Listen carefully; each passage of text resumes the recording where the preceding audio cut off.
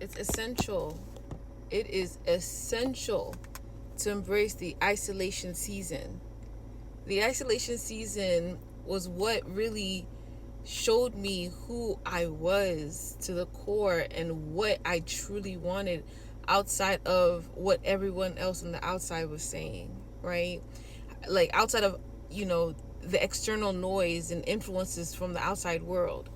When I was going through the isolation season, this was so my camera stopped recording.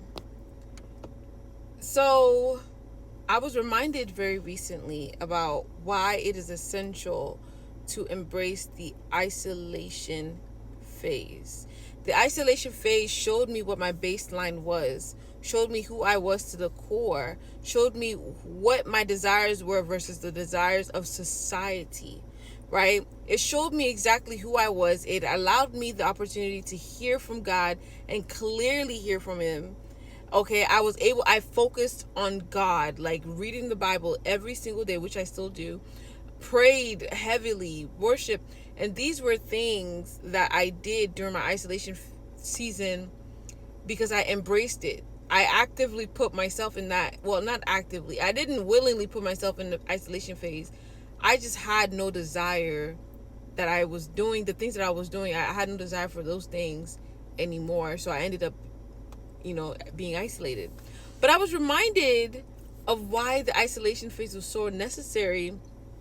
Well, recently I was hanging out with a friend of mine, and people have things attached to them. Everyone has things attached to them.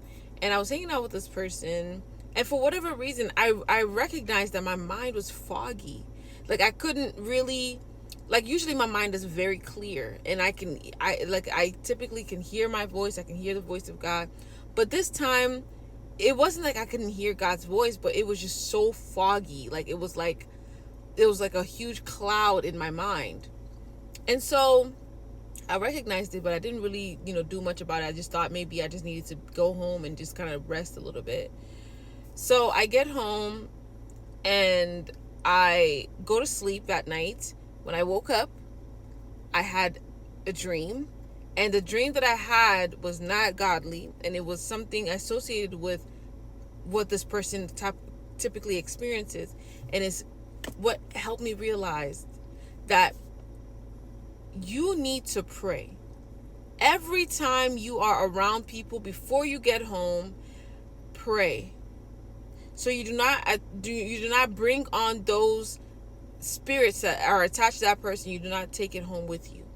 You need to pray that God releases whatever was attached to you. You need to pray that your mind is clear. You need to pray that you do not drag on things from the outside into your home. Because when I tell you, when I realized, as soon as I had that dream, I was like, yes, this is associated with this person. I don't have these experiences I don't have these types of dreams, but this person does. That is why it is essential to go through the isolation phase, because if I did not go through the isolation phase, I would not have known what my baseline was. I would have thought it was normal to have dreams like that. I would have thought that my foggy mind was normal, was okay. Maybe I just needed some rest. I would have thought it was okay. But I recognized that these were things, spirits attached to other people that attached itself to me. Okay? Because I invited it by talking to this person. And I'm not saying you should not be friends with people because they have spirits attached to them. What I'm saying is you can help them as you can, however you can. But also always remember that before you get home, you need to wash those spirits away. Make sure that God cleanses your mind and He removes those spirits from attaching itself to you.